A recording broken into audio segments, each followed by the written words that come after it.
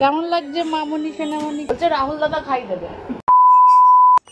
তো নমস্কার বন্ধুরা, আজকের ব্লগটা কিন্তু এখান থেকে শুরু করি। তোমরা দেখলে যে আগের দিন বার্গার এনেছিলাম, তো বার্গারের তো দেখো যা তোমরা দেখতেই পাচ্ছ, বার্গারটাকে চটকে চ করে দিয়েছে। বার্গারের বক কিছু বেঁচে, তারপরে জ্বালিয়ে যাচ্ছে হচ্ছে আমার ভাগনাকে। তুমি কথাটা শোনো।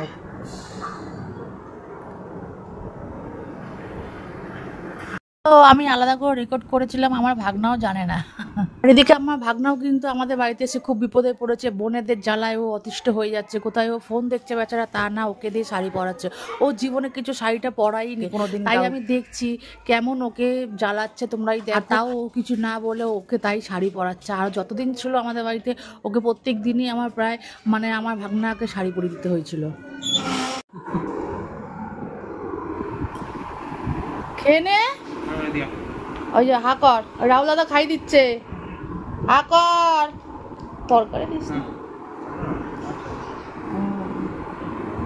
বাবা, বলছে রাহুল দাদা খাই দেবে, রাহুল দাদা শাড়ি পরিয়ে দেবে, রাহুল দাদা খাইয়ে দেবে, রাহুল দাদা সব করে দেবে।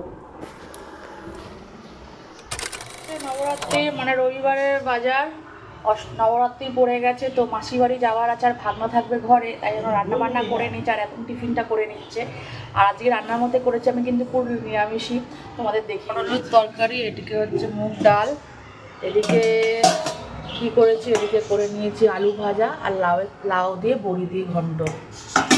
Simple menu নিরামিষে।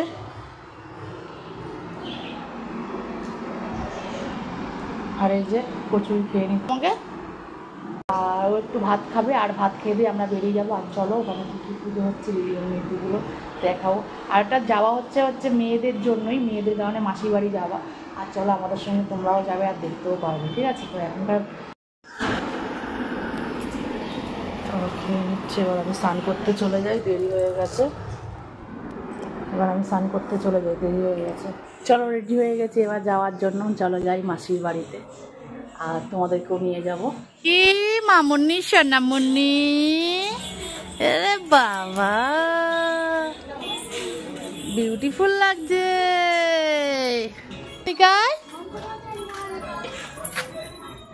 কেমন লাগছে মামুনি সোনামুনিকে? আরে বাবা চল উঠে পড়ো, মাথা দিয়ে এরকম করে ঢেকে নে, মাথা দিয়ে তো গা ঢাকতে বলেছি। ব্লগটা এখানে শেষ করে দেখাবে নেক্সট ব্লগে।